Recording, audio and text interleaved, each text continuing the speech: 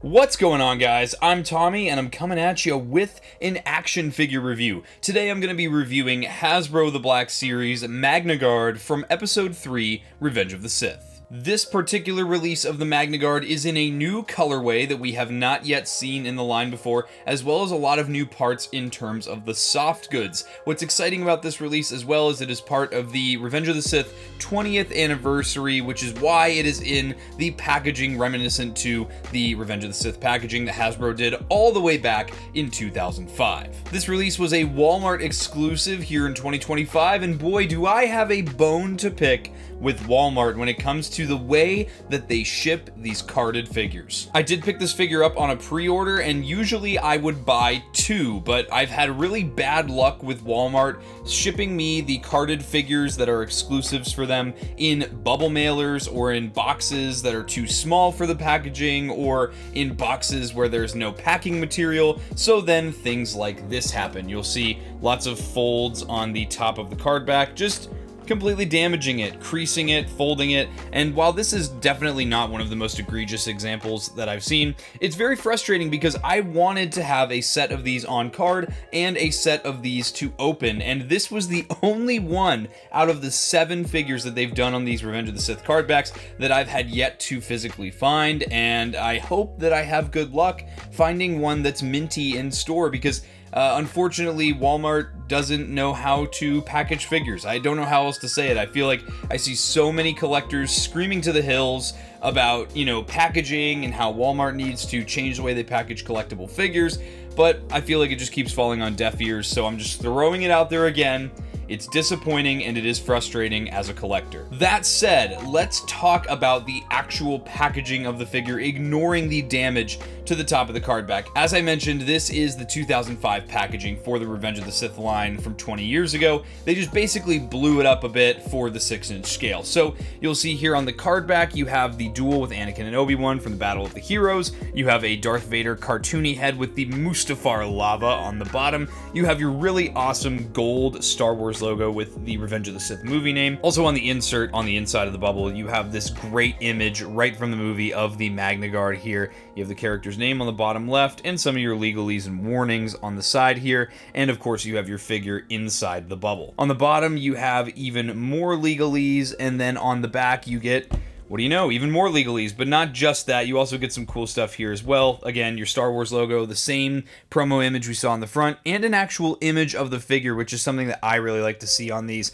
And then in about 1,000 different languages, you have a bio that reads, "Celebrate the 20th anniversary of Star Wars Revenge of the Sith with figures from the Black Series, featuring commemorative packaging." You have your Black Series logo down here, even more legalese on the back of the card back. Guys, please do not feed the MagnaGuard to your babies. With that said, guys, that about wraps up the packaging on this, so I'm gonna get this guy open so we can check him out. Alright guys, here is the MagnaGuard out of the box. Before we take a look at the figure, let's take a look at his included accessories. So what's really cool about the MagnaGuards is, if you didn't know, they actually carry 2 different types of electro staff throughout the movie. So a lot of times you see multiple of them on screen together, and there are actually these 2 variants. What's cool about these variants is that the figure actually includes both. This in a way encourages army building, and it makes it so that you can kind of diversify your display. Let's first take a look at the one that comes with the little included electricity effects. You can actually just remove these with no effort at all. These are done in some very malleable, I want to say like pink plastic, some translucent pink plastic.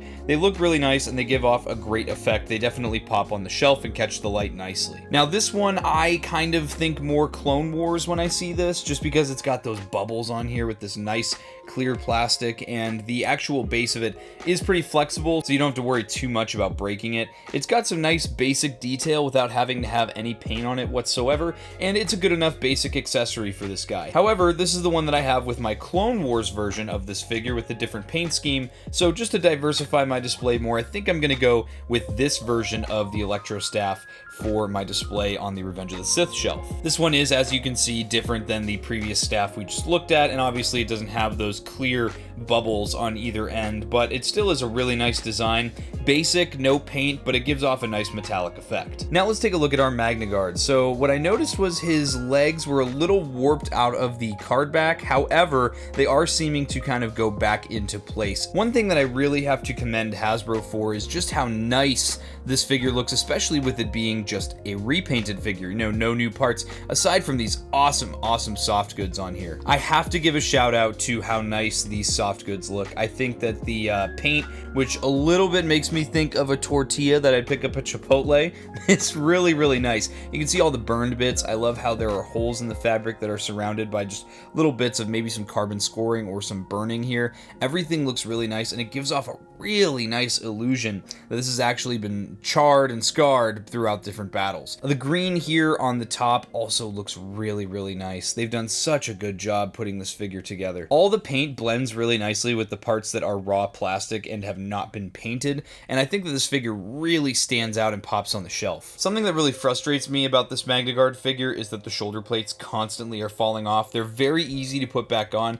but this is probably the third or fourth time now in this review that I've just been moving the figure around, and particularly the one on the right shoulder falls off. Again, not a huge complaint because the figure's not broken, it's just kind of annoying to have to keep messing with it. Taking a look at the face here, you do have really nice bright red photoreceptors, and the paint with the blue and the silver, again, just man, they really knocked that out of the park, didn't they? And all the detail for the sculpt on the faceplate here just looks amazing. I love how seamless the sculpted plastic of the head wrap looks in comparison to the soft goods, something I don't even notice, and I think that's very important when you're going with the mixed media approach for a piece of the wardrobe, being both the soft goods and the hard plastic. Look at the back of the torso here, all this detail. Look at how deep and bright those blues are. I love how this pearlescent blue just catches the light, and there's so many different like shades to it. The more that I look at this figure, the more that I'm noticing just how much paint detail there is on this guy, and it complements that very deep, almost again gunmetal color very nicely. I like that everything is asymmetric as well. I guess since one of these shoulder plates has fallen off, we can compare it side by side. You can see that the weathering on these is completely different, and that's what I like about this figure, is it feels like it is weathered. It feels like this droid has actually seen some action, and he's not just fresh off of the assembly line. Taking a look at the plate on the front here too, he has that extra kind of photoreceptor there, and again, just tons of paint detail here. They really did such a good job. This is such a visually striking figure, and I'm really happy with how this guy looks. And again, another piece of asymmetry down here at the legs, looking at how the paint is much more worn on the lower right leg here versus the lower left. Maybe this one got just destroyed or damaged, so it had to be replaced. You know, there's a lot that you can think about and kind of make up with this figure, and I really enjoy this guy. He is a great addition. I always love paint variants, especially for my troopers and my droids, and this is no exception. As far as articulation goes on this guy, it's going to be pretty interesting and kind of complex. So you have all of this machinery that's sculpted here, kind of hidden by the soft goods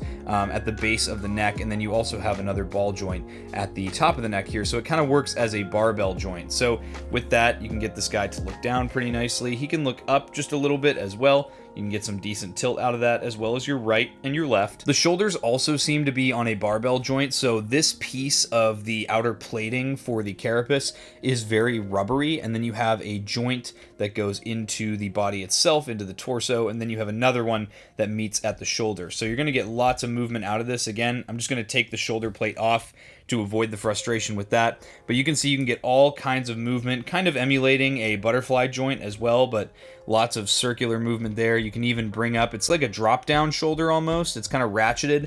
Very nice movement there, and obviously that hinge can get you well past that 90-degree mark. Again, you could pose this guy up and then just attach these shoulder plates at the end. I think that's what I usually do when I pose this figure around, and of course it does also swivel a full 360 degrees. At the elbows, you are going to have a single jointed elbow, which is going to get you just past that 90-degree mark, just a hair past it. This one does hyperextend ever so slightly, and there is also a swivel at the top of that elbow joint. In addition to that, you have those little thinner pieces on the forearms that are kind of exposed. Those have their own swivel as well, and then each wrist has its own hinge and swivel. So both the wrists are going going to hinge horizontally. However, that can also be changed with how you spin that forearm swivel. And of course, there is a swivel at the wrist as well. It looks as though there is another barbell joint that connects the lower half of the torso with the upper chest area. And so you have a lot of movement you can get out of that in a circular motion there, and a swivel there as well, which is good. And then at the hips, this is where it kind of gets a little bit lackluster for articulation. You have some, again, I would technically call these barbell joints just because, again, they almost work like a drop-down hip would for some of your imported figures like SH Figuarts and Mafex. And you do get, again, that really nice circular motion there. You can twist them in and out. Again, though, it's just the way that this character is in universe, they've kept it pretty accurate, and so you have to sacrifice some of that range of motion to do that. It seems like he's got like a thigh swivel cut about midway through the thigh. It's very tight, but you can get some in and out movement on that. That's always appreciated. And then there is a single jointed knee here that's going to get you to the 90-degree mark, which is an acceptable amount of range. There is also a swivel at the top of that knee too. And then down here at the ankles, you get the Hasbro Classic, the forward-facing pin for rocker, and your hinge, which is going to get you plenty of forward and plenty of back as well. Overall, for how unique this character is and how different he is from the human anatomy, I think Hasbro's done a pretty stellar job getting this guy to be articulated nicely, especially with how acrobatic these guys are. Like with the Clone Wars animated show, we want to see these guys get into some very acrobatic, athletic poses, so I'm going to get this guy with accessories in hand so we can do just that. So as I was talking about before, it's really easy to just take these shoulder plates and just attach them on the hinge that is attached there, but it is super frustrating, I will say.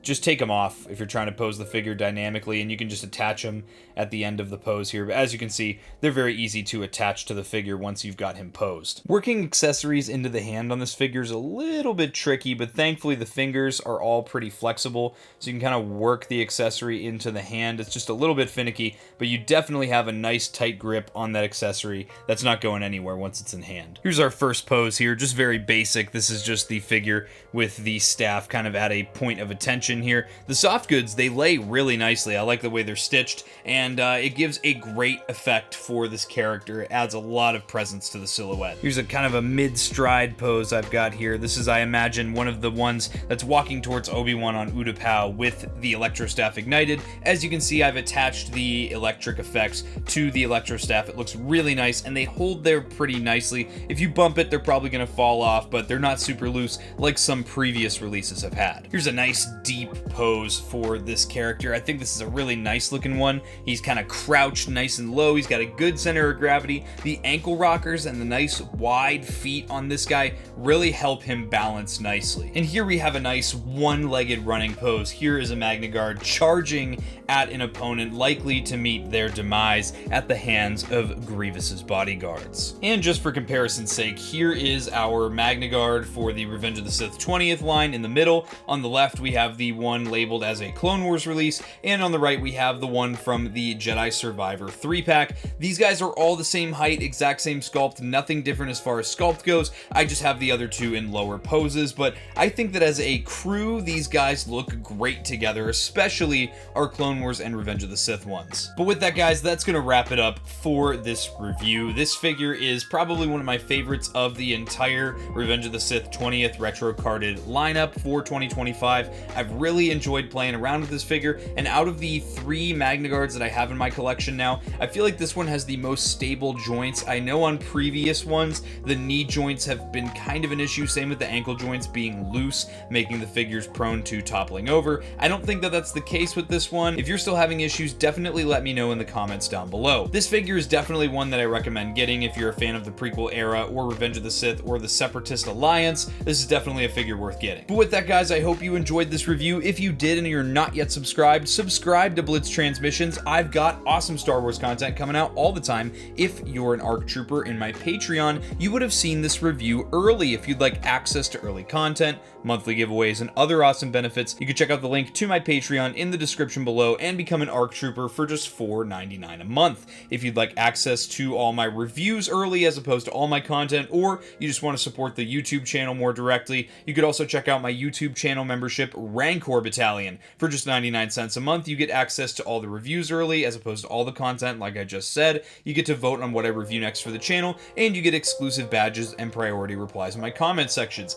If you'd like some Blitz Transmissions swag, you could head over to the Blitz Transmissions Armory over on Printify. Link to that is in the description below, as well as links to my Discord and all my social media. Guys, I hope you enjoyed this review. I'll catch you for the next one, and may the Force be with you. Breaking off. All units, fire at will. Squad 2, pick your targets. Too many, Captain. Watch your stabilizer, Gold 6. Anybody cover me. I got 2 vultures on my tail. You've got to hold them here. Watch your left. I can't shake them. I'm hit. I'm hit. Where's our